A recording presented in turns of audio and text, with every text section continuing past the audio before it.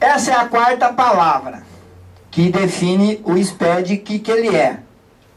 Padronização. O fisco levava anos para fazer uma auditoria porque cada software cada empresa que ele chegava tinha um software diferente com um relatório diferente. Mas o fisco descobriu que você é um excelente funcionário dele. E ele colocou você para trabalhar para ele de uma forma mais eficiente. Ele melhorou o processo. Não importa o software que você tem, ele te dá o padrão e você se vira para atender. Certo? É isso. Padronizou todo o processo. Tá?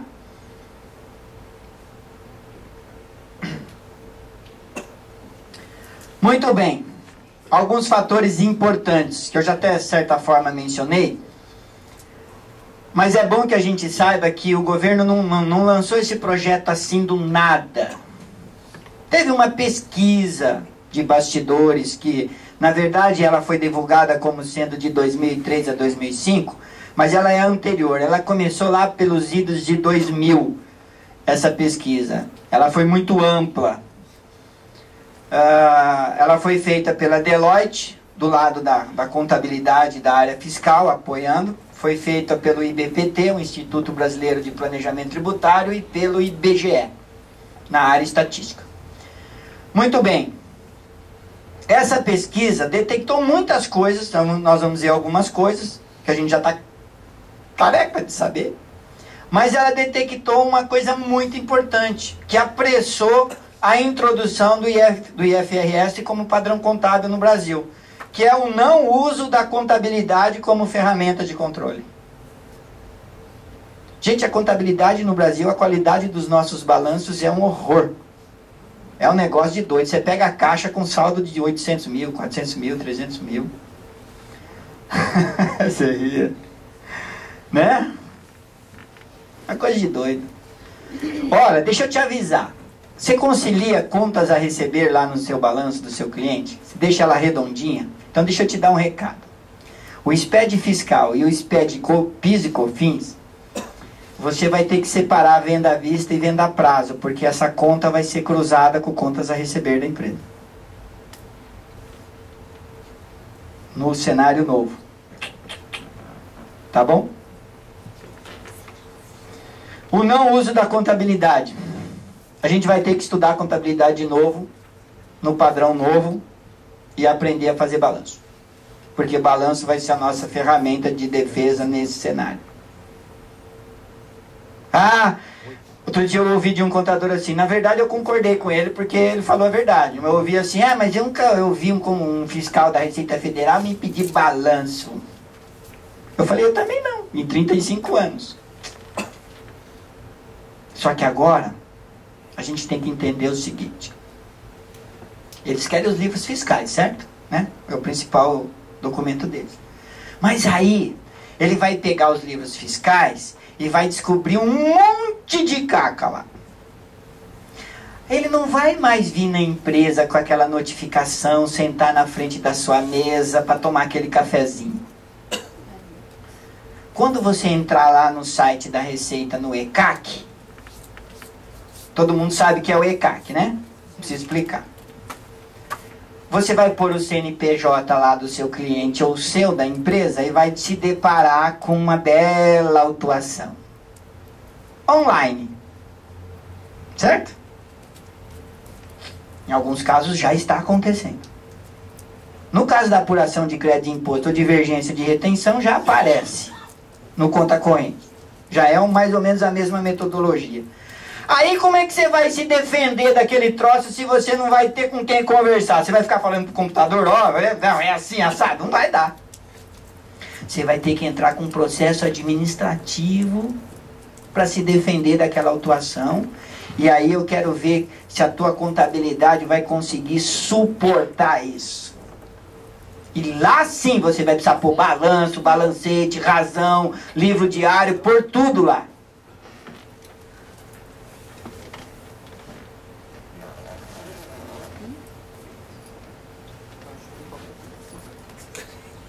Certo?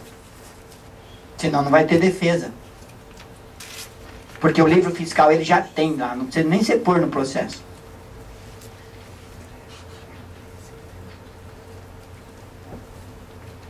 Quando você lê essa pesquisa, você vai direto, eles foram nesse foco aqui, ó. O não uso da contabilidade como ferramenta de controle. Eles nem deram tanta importância para a evasão fiscal, porque já todo mundo sabia. E aí foram em cima, bem na veia do negócio. Aí eles criaram um software chamado Arpia. Deixa eu contar para você rapidinho como que eu descobri o SPED e o que ele significa.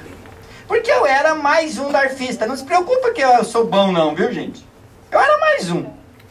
Até 2007. E eu nem gostava de fazer DARF. Meu assistente que fazia. Eu nem isso fazia. Acho que era um pouco pior. Aí um dia, o professor tem mania de ler, né? Pesquisar, ficar escafunchando as coisas. E eu tô lá navegando no site da Wikipédia.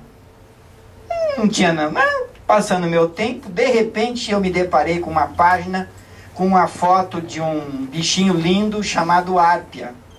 E eu não sabia que tinha essa ave no Brasil.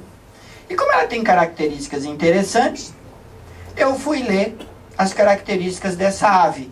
E lá no finalzinho estava escrito assim: nome dado ao sistema de processamento de dados da Receita Federal do Brasil. Opa! Isso me diz respeito. Foi assim que a minha ficha caiu naquele momento. Eu fui avançar para saber o que significava esse troço. Por que aí, né, entra aquele negócio que Deus nos deu aqui, que é a massa cinzenta, né? Se eu sou um criador de um software e batizo ele com o nome desse, por que eu estou fazendo isso? Por que você põe o nome no seu filho? Vai ficar sem nome, né? Tem que ter uma identificação. E normalmente o nome tem um significado, certo? Por que o cara daria um nome? Foi isso que me intrigou. Falei, o que ele quer dizer com isso? Aí quando eu vi as características da ave, eu liguei uma coisa com a outra. Falei, pera aí, esse negócio, alguém está querendo dar algum recado. Mas quando eu avancei na pesquisa, eu descobri um negócio pior ainda. Tinha um computador chamado Tiranossauro Rex. Eu falei, Deus do céu, o que esse cara está querendo falar? E aí eu comecei a ficar preocupado. Muito bem. O que esse sistema faz? E ele vem fazendo isso desde 2004. Ele começou a operar em janeiro de 2004. Ele traça o perfil do contribuinte ao longo dos anos. Determinações financeiras, fiscais e tributárias desse contribuinte, física e jurídica. Falei, esse troço é mais sério do que eu pensava. Você não tem ideia do nível de informação que a Receita já tem, guardadinho, a nosso respeito.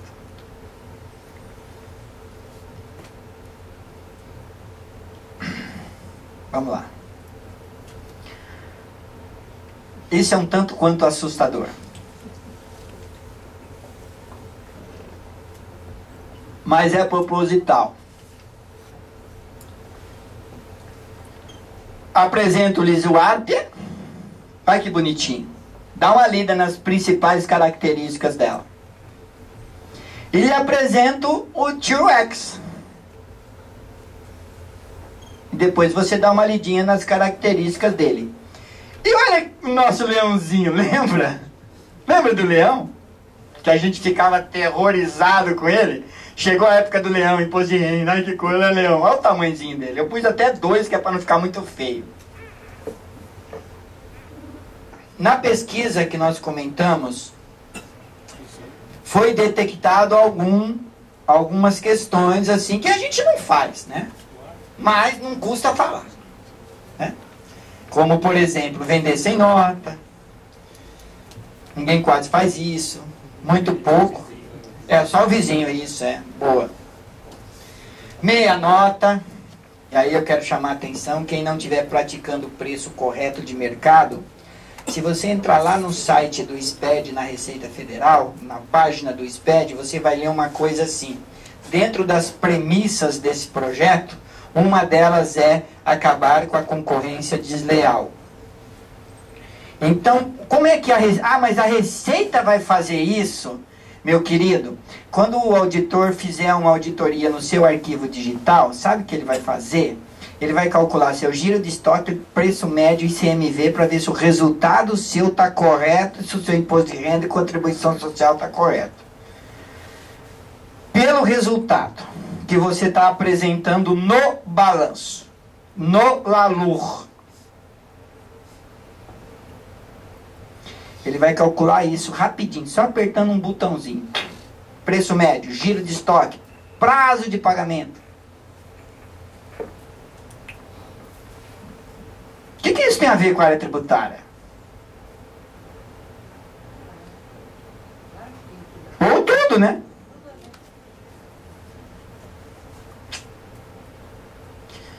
Os caras se profissionalizaram.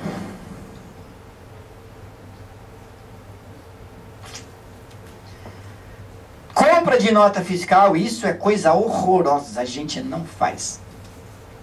Saldo negativo de caixa, tem gente que consegue. Apareceu na pesquisa. Isso é dado da pesquisa, eu tirei de lá da pesquisa. Não recolher as retenções tributárias. A próxima vítima do SPED é o prestador de serviço. Pega o layout do PIS e COFINS e você vai ver só o que vai acontecer com as retenções. Tá lá. E cruzando com tudo que pode ser coisa boa pela frente, ou ruim. Cercadinho. Numa ponta e na outra. Nota por nota. Individual. Tanto para crédito quanto para nota de saída. Uma por uma. Quem vai conseguir fazer isso sem um RP integrado? Não consegue. Porque na DACOM você soma tudo e põe lá. No SPED, PIS e COFINS não, é nota por nota. Demonstrando. Imagina uma nota com 10 itens. Nessa nota de 10 itens, tem 3 itens que não tem PIS e COFINS e 7 que tem. E tem com alíquotas diferentes. E aí? Olha que maravilha. Você vai ter um registro para detalhar isso. Vai ter um registro para detalhar a nota e um registro onde você vai detalhar cada item da nota, se é ou não tributado. E como é tributado. E mesmo que não for, tem que apontar. Sabe por quê? O governo quer saber se o pessoal está usando as isenções corretamente. Porque tem gente que não está tributando o que é para tributar. E está dizendo que é isento. É obrigatório informar tudo.